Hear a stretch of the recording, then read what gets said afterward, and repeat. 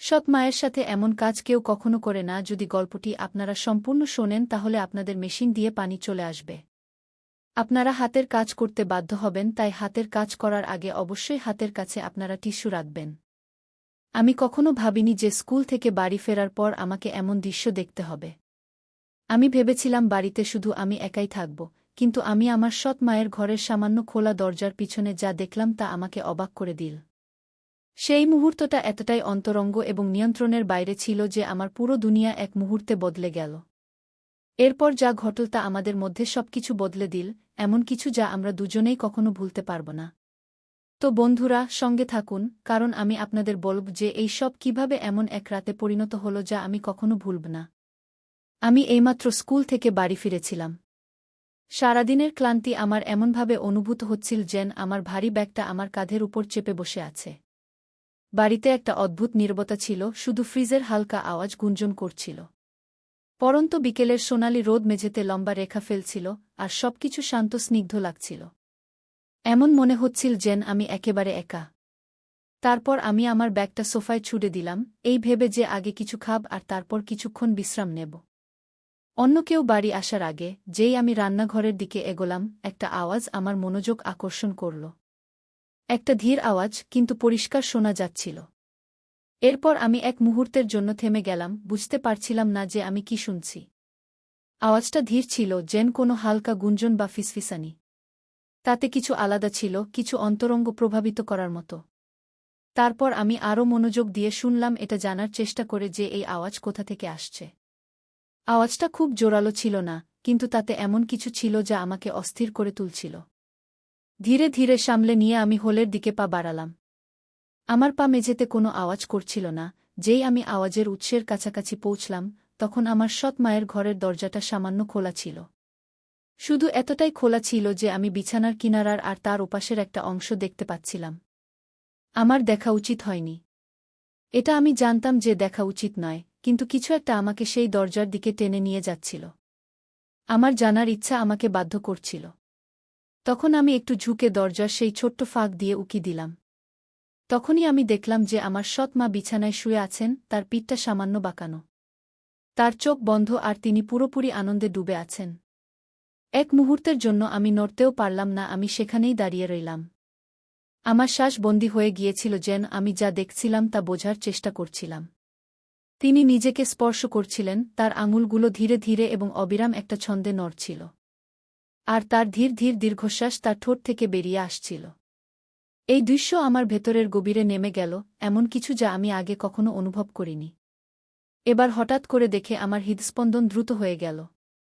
আমার বুক জোরে জোরে ধড়ফড় করতে লাগল আর আমার শরীরে একটা গরম স্রোত বয়ে গেল। আমার সেখান থেকে চলে যাওয়া উচিত ছিল, চুপচাপ পিছিয়ে যাওয়া উচিত ছিল। আর এমন ভান করা উচিত ছিল যে আমি কিছুই দেখিনি। কিন্তু আমি নড়তেও পারছিলাম না, আমি সেখানেই দাঁড়িয়ে রইলাম, আমার চোখ তার উপর স্থির ছিল। তার প্রতিটি ছোট নড়াচড়া আমার ভেতরে আলোড়ন সৃষ্টি করছিল। তাকে অত্যন্ত সুন্দর লাগছিল সেই মুহূর্তে। তার নড়াচড়াগুলো এত সহজ, স্বাভাবিক আর সুন্দর লাগছিল। কিছুক্ষণ পর আমি ভাবলাম এবার আমার সরে যাওয়া উচিত। তখন যেই আমি পিছিয়ে যেতে যাচ্ছিলাম, তিনি তার চোখ খুললেন। এক মুহূর্তের জন্য আমার মনে হলো আমি ধরা পড়ে গেছি, কিন্তু তিনি কোনো প্রতিক্রিয়া দেখালেন না। তিনি শুধু আমাকে দেখলেন। তার দৃষ্টি নরম ছিল, যেন আহ্বান জানাচ্ছে। তাতে না কোনো রাগ ছিল আর না কোনো বিস্ময়, শুধু একটা ধীর হাসি যা আমাকে আরও অস্থির করে তুলছিল। তখন তিনি ধীরে ধীরে বললেন, ভেতরে এসো। তার আওয়াজ ধীর আর উষ্ণ ছিল, আর এক মুহূর্তের জন্য আমার মনে হল আমি এটা শুনিনি। কিন্তু যখন আমি নড়লাম না, তখন তিনি আবার হেসে একটু জোরে বললেন, ভেতরে এসো। সেই সময় আমার পা নিজে থেকেই দরজার দিকে এগিয়ে গেল। আমার বুক দ্রুত ধড়ফড় করছিল। একটা অদ্ভুত ভয় আর উত্তেজনার অনুভূতি আমার ভেতরে ঘুরপাক খাচ্ছিল। আর যখন আমি অবশেষে বিছানার কাছে পৌঁছলাম, তাকে নিচ থেকে দেখলাম, তখন আমি আমাদের মধ্যেকার সেই টানটা অনুভব করলাম, যেন বাতাসে কিছু ভারী হয়ে আছে। তখনও তিনি কিছু বললেন না, শুধু তার গভীর তীক্ষ্ণ দৃষ্টিতে আমাকে দেখতে থাকলেন, যেন আমাকে পুরোপুরি পড়ে ফেলছেন। তখনই আমি কিছু বলার চেষ্টা করলাম, কিন্তু কিছু বলতে পারলাম না। নিজের আওয়াজটা যেন গিলে ফেললাম, আমার মুখ শুকিয়ে যাচ্ছিল আর আমার চিন্তাগুলো বেসামাল হতে শুরু করেছিল। কিন্তু তার কোনো ফারক পড়ল না। তিনি শুধু ধীরে ধীরে আমার হাত ধরলেন। তার স্পর্শ একদম নরম আর কোমল ছিল, কিন্তু তাতে একটা দৃঢ়তা ছিল। তারপর যেই তিনি আমাকে আরও কাছে টানলেন, এবার আমার বুক দ্রুত ধড়ফড় করতে লাগল। আর আমার পেটের মধ্যে একটা অদ্ভুত টানটান ভাব অনুভব হচ্ছিল, যেন একটা গীত তৈরি হচ্ছে, কিন্তু তার সাথে আরও কিছু ছিল, কিছু একটা যা উত্তেজনার মতো লাগছিল, আশায় ভরা। যখন আমি তার বিছানার পাশে বসলাম, সে আমার হাত ছাড়ল না, বরং সে ধীরে ধীরে সেটাকে নিজের শরীরের নিচের দিকে টেনে নিল, তার কোমরের নরম বাঁকের কাছে। তখন তার ত্বকের উষ্ণতা আমার আঙুলের মাধ্যমে অনুভব হচ্ছিল। যে মুহূর্তে আমি তার হাত আমার হাতের উপর অনুভব করলাম, যা আমাকে ধীরে ধীরে এবং সচেতনভাবে নির্দেশ দিচ্ছিল বলে মনে হচ্ছিল, সেই সময় আমার দম বন্ধ হয়ে আসছিল। তার ত্বকের নিচে তার স্পন্দন, তার বুকের ধীর ওঠানামা, সব আমি অনুভব করছিলাম। তখন সে আস্তে করে বলল, ভয় পেও না। কি তার গলা এত ধীরে ছিল যে প্রায় শোনাই যাচ্ছিল না, কিন্তু তাতে এক ধরনের কোমলতা ছিল যা আমার হৃদয়ে গেঁথে গেল। শুধু শান্ত থাকো গু। তারপর আমি মাথা নাড়লাম, যদিও আমি নিশ্চিত ছিলাম না যে আমি বেশি অস্থির ছিলাম নাকি উত্তেজিত। তার আঙুলগুলো আমার আঙুলের মধ্যে জড়ানো ছিল, আমাকে নির্দেশ দিচ্ছিল, যেন আমরা দুজনেই একসাথে তালে ছিলাম। প্রতিটি স্পর্শে আমার শরীরে বিদ্যুতের মতো শিহরণ জাগছিল, আর আমি অনুভব করছিলাম যে আমাদের মধ্যেকার বন্ধন প্রতি মুহূর্তে আরও গভীর হচ্ছে। এটা শুধু শারীরিক ছিল না, এটা অন্য কিছু ছিল, কিছু অন্তরঙ্গ যা একদম বাস্তব ছিল। সেই মুহূর্তগুলো দীর্ঘায়িত হতে লাগল, বাইরের দুনিয়া ফিকে হয়ে গেল, আর শুধু আমরা দুজন এই ঘরে রয়ে গেলাম, এমন কিছু আদান প্রদান করছিলাম যা নিষিদ্ধ ছিল, কিন্তু তবুও ঠিক মনে হচ্ছিল। সময় ধীর হয়ে গিয়েছিল, প্রতিটি শ্বাস, প্রতিটি স্পর্শ যেন এক যুগ বলে মনে হচ্ছিল। যখন আমাদের মধ্যেকার অস্থিরতা চরমে পৌঁছাতে লাগল, সে আমাকে আরও কাছে টেনে নিল, তার শরীর আমার শরীরের সাথে মিশে গেল।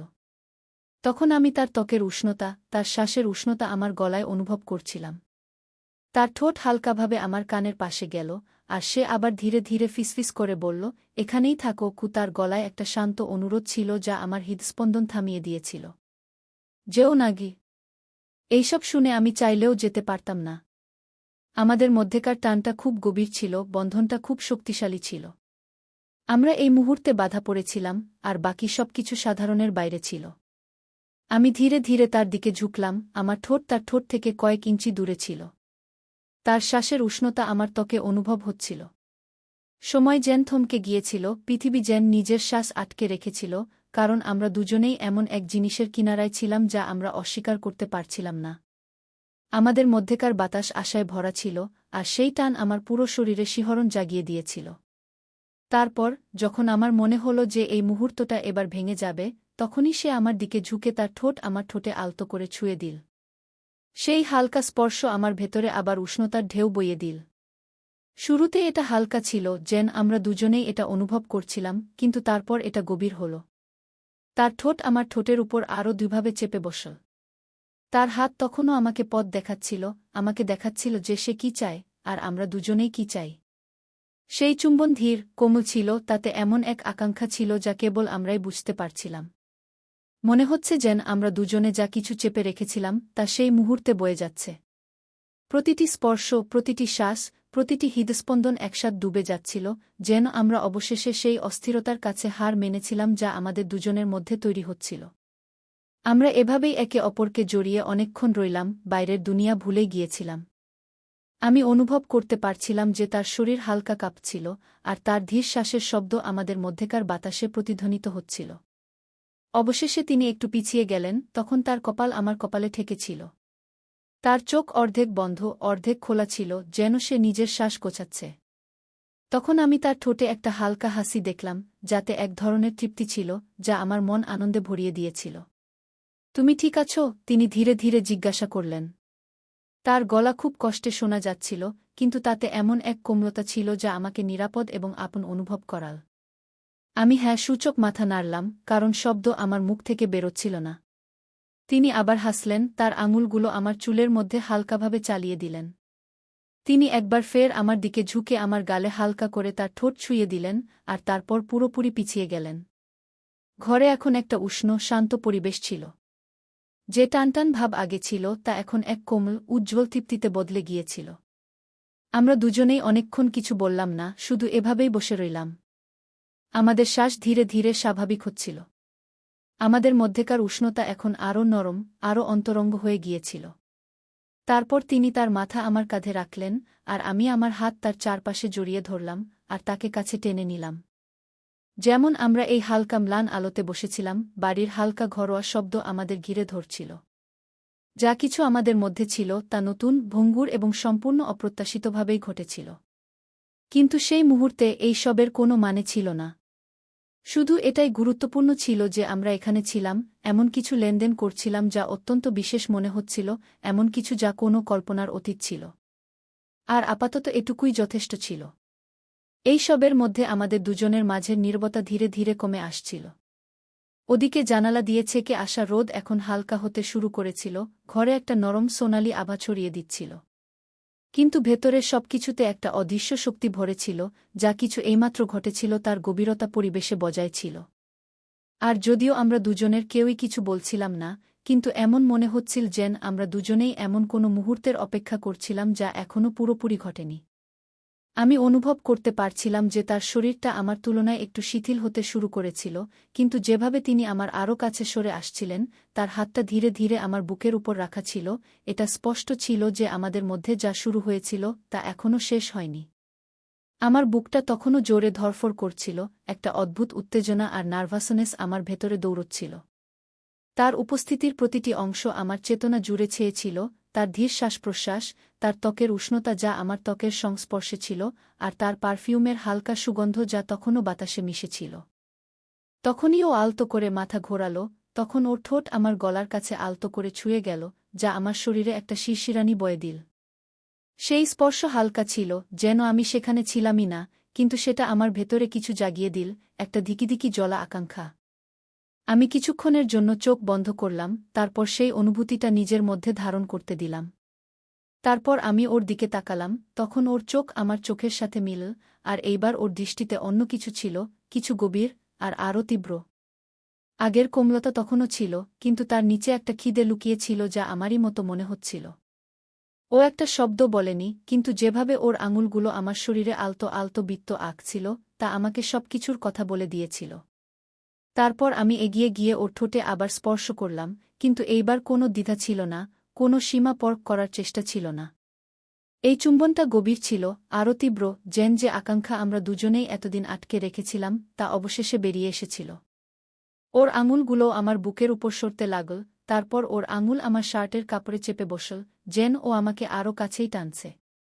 আর আমি অনুভব করতে পারছিলাম যে ওর শরীরটা আমার বিপরীতে সাড়া দিচ্ছিল, ওর হালকা সুবাস আমার হুঁশ উড়িয়ে দিচ্ছিল। এই মুহূর্তটা যতটা বাধা দিচ্ছিল ততটাই নেশা ধরিয়ে দিচ্ছিল। এটা আলাদা ব্যাপার ছিল যে ও আমার সৎমা ছিল, কিন্তু যে সবসময় আমার নাগালের বাইরে ছিল, এখন সেটাই আমাদের মাঝের সম্পর্কটাকে আরও বিপজ্জনক করে তুলছিল।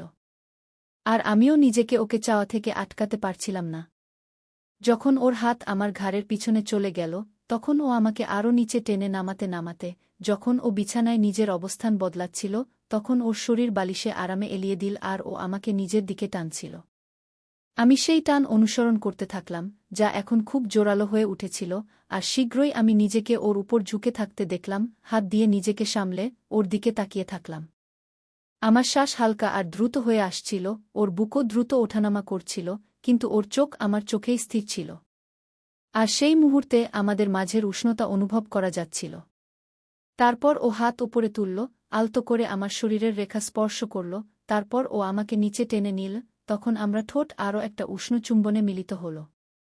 এইবার ওর হাত স্বাধীনভাবে ঘুরছিল, আমার পিঠ, আমার কাঁধ, সব জায়গা ছুঁয়ে দেখছিল, আমাকে আরও কাছে টানছিল, যতক্ষণ না আমাদের মধ্যে আর কোনো দূরত্ব রইল। ওর শরীরের উষ্ণতা আমাকে পুড়িয়ে দিচ্ছিল, আর আমি ওর হৃদস্পন্দন অনুভব করতে পারছিলাম, যা আমারই মতো দ্রুত স্পন্দিত হচ্ছিল, যা আমার জন্য স্পন্দিত হচ্ছিল। তখন আমি হাত ওর কোমরের দিকে নিচে নামালাম, ওর ত্বকের কোমলতা আঙুলের নিচে অনুভব করলাম, আর যখন আমি ওর শার্টের ধারে পৌঁছে একটু থামলাম, এই ভেবে যে আমি কোনো সীমা লঙ্ঘন করছি না। কিন্তু ও তখনও নিজেকে থামায়নি, বরং হালকা করে পিঠটা বাঁকালো, স্পর্শকে আরও উৎসাহিত করে। ওর শরীর আমার শরীরের প্রতি সাড়া দিচ্ছিল, যাতে কোনো সন্দেহ রইল না যে ও কি চায়। যখন আমার আঙুল কাপড়ের নিচে চলে গেল আর যখন আমি ওর ত্বকের উষ্ণতায় হাত রাখলাম, তখন আমি ওর হালকা একটা অস্ফুট স্বর শুনলাম। একটা কণ্ঠস্বর যা আমার ভেতরে এক নতুন উষ্ণতা ভরে দিল। যখন তার হাত আমার চুলে জড়িত হয়ে গেল, আমাকে আরও কাছে টেনে সে চুম্বনকে আরও গভীর করল।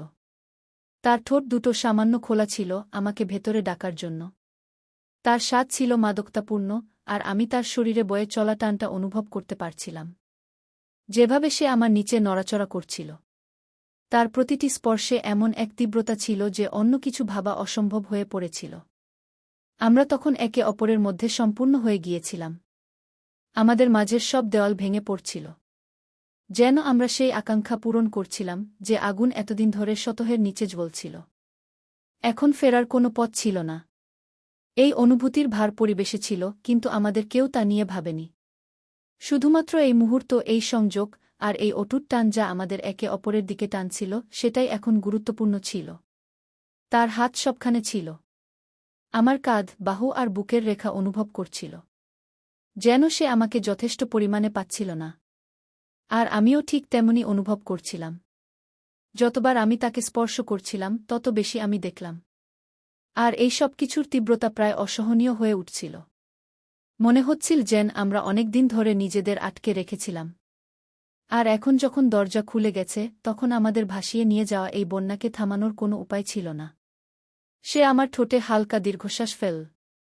তার আঙুল আমার চুলে আরও শক্ত হয়ে গেল, আর সে তার শরীর আমার বিপরীতে চেপে ধরল। আর তারপর তার সেই শব্দে আমার ভেতরে আকাঙ্ক্ষার এক নতুন ঢেউ উঠল।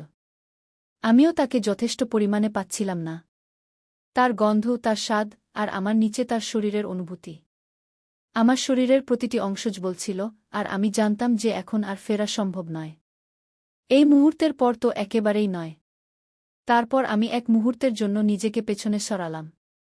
তার চোখের দিকে তাকালাম, যেন নিশ্চিত করতে চাইছিলাম যে সে এখনও আমার সাথে আছে কিনা। তখন আমি তার চোখে দেখলাম, সে আমাকে ততটাই চায় যতটা আমি চাই। কিন্তু তার চোখে যা দেখলাম তা আমাকে সব বলে দিল। সেখানে কোনো দ্বিধা ছিল না, কোনো দ্বিতীয় চিন্তা ছিল না।